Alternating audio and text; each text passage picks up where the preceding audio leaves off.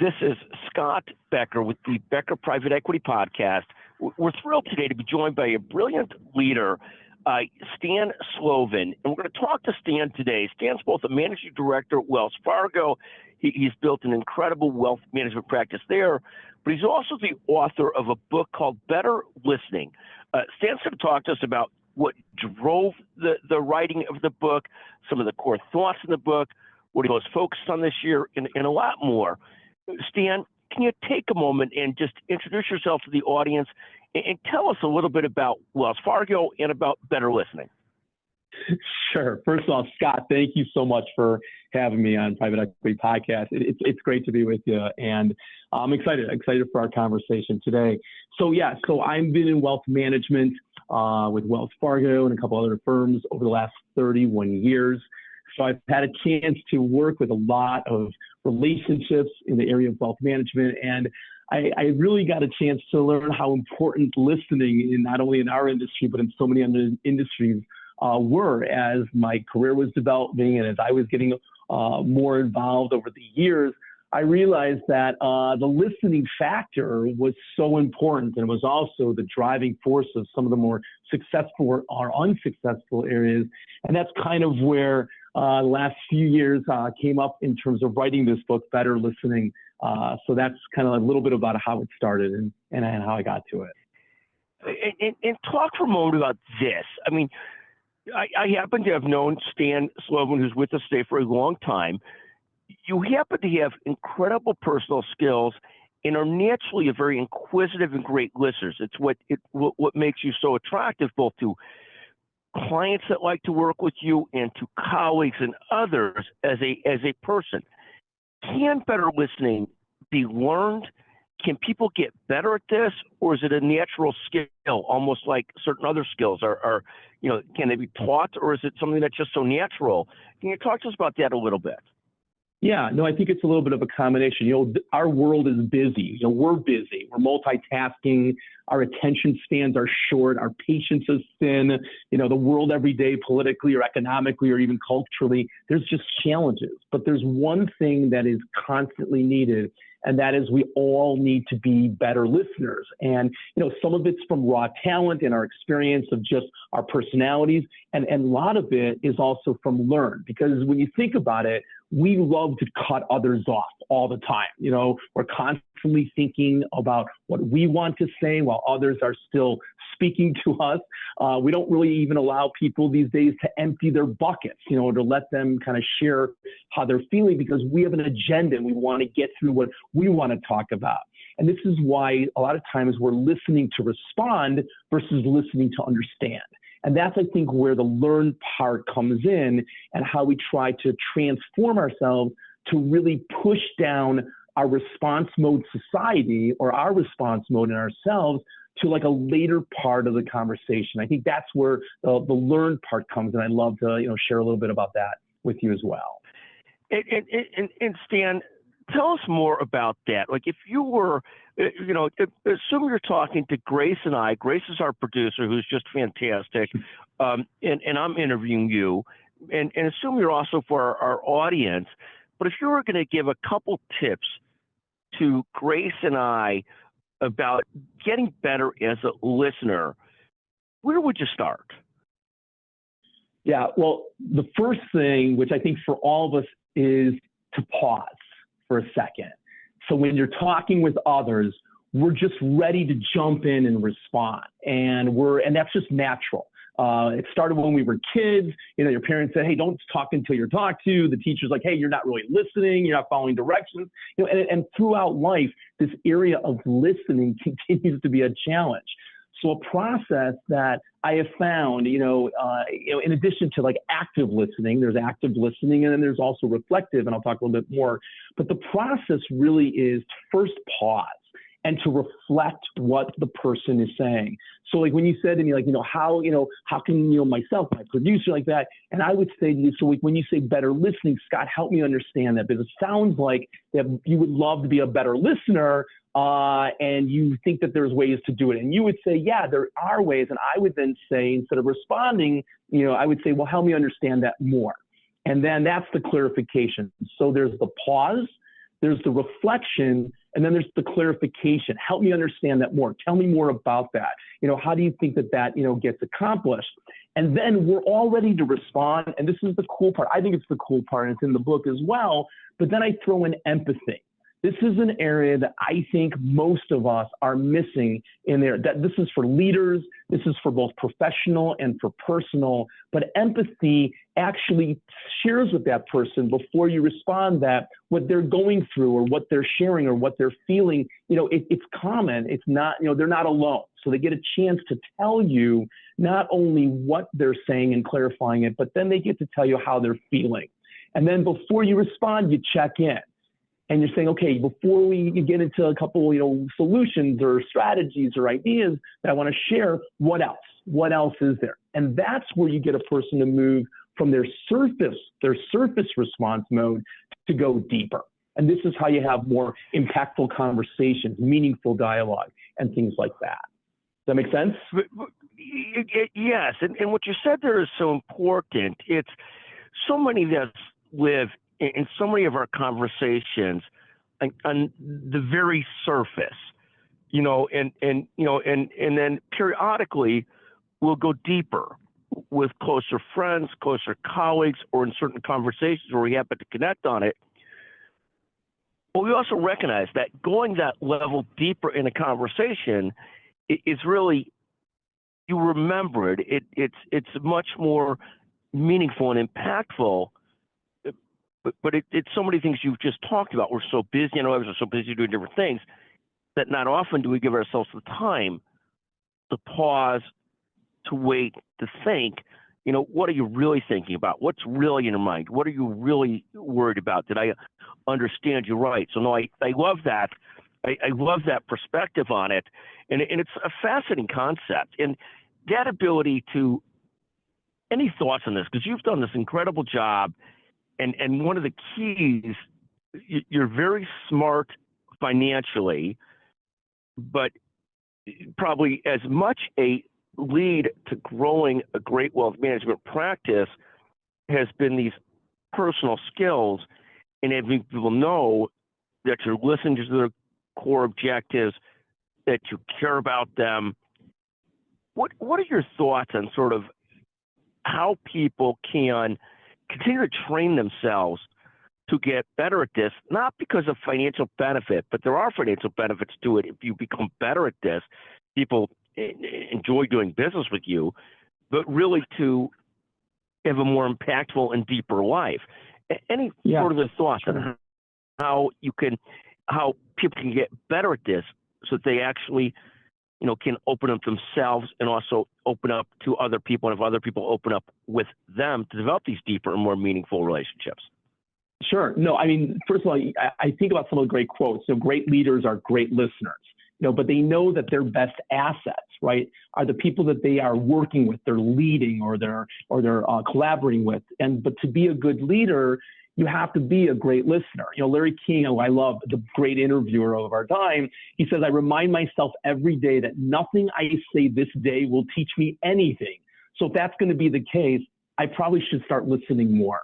And it goes back, I'll share it in a leadership and I'll share it in a personal.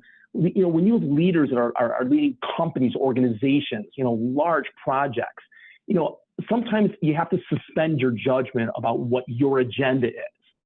And we have to go a little bit further as leaders to not hijack the conversation. Okay, I love that line because I think that happens all the time.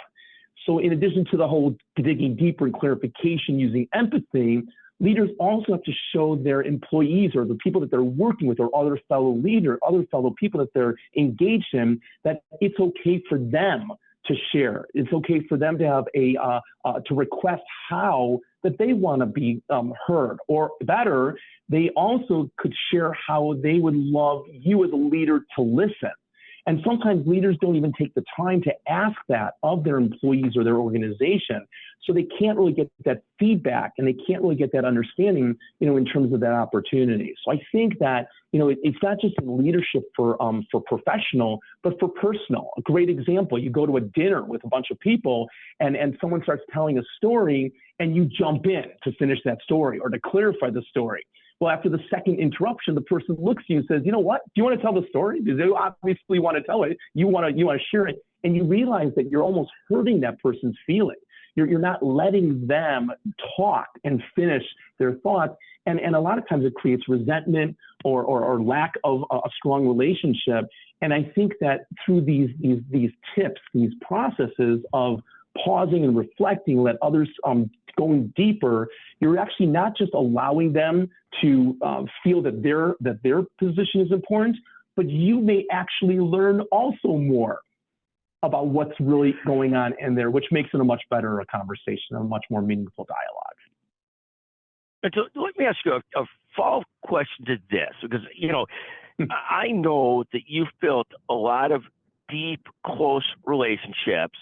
And I view it as a mix of qualities that drive that. It's this ability to listen and empathize.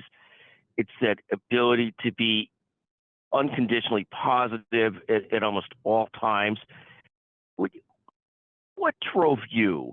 I mean, this is a real strength of yourself, this ability to listen to people and talk to people and leave people feeling better than, it's a great trait to have somebody who is a friend or a colleague or a business colleague that you always feel better after being around. What drove you to put some of this into a book, to write it down, to sort of capture a lot of these thoughts? What was the motivation to turn it into a book? Well, I will tell you, the first motivation was I realized halfway in my career I was not a good listener. I really wasn't. I thought I was. I thought I was supposed to just give advice and tell people what they're supposed to hear and just profess my amazing knowledge of everything I think that I was right on, and realized that I was not listening to what was most important to my clients, to my relationships. I was finding out that they were saying, you know what, you're just not listening, you're not getting it, or you're not really hearing what's really important to us. And I was realizing halfway in my career, I was doing it all wrong. And I had to take a really quick self-reflection. I think a lot of leaders, whether successful or how far they are in their careers or even personal relationships, we have to reflect a little bit and realize that we're really not doing that great of a job. And I committed the next 10 years to exactly what my clients and my relationships and both professional and personal were saying. That is, you got to start listening more. You have to start letting us share more, and you have to let us share what's most important. And when we're done sharing, don't just respond. Go deeper with us and get a better understanding, because the more that you have a better understanding, the more that we feel that you're listening, the stronger the relationship we will be, and for a lot longer. So I think the reason, you're asking, what got you to go or what made you move, it was that I think I was realizing, and then I saw that the whole, many industries were going through the same thing. And the client or the customer or the relationship was crying out. They're crying out even today for you to be a better listener, for you to allow them to share what is most important to them, not you, not your agenda. And that's kind of where it came from. And so one of the things that I find challenging in listening is this. And I would say that, like, for example, if we have a client within the media business, the law business, someplace else, and I know that our team has done well for them, I'm very comfortable asking, hey, how did we do? How did it go? Where I'm far less comfortable, whether it's in a personal relationship or in a relationship where I don't know the answer, is to ask, what do you think? How are we doing? What's on your mind? And that's the more uncomfortable conversation, where you have to ask, and there's more vulnerability. Any thoughts on that, Stan, on that ability to sort of transform one's ability to be more vulnerable in asking and listening? Yeah.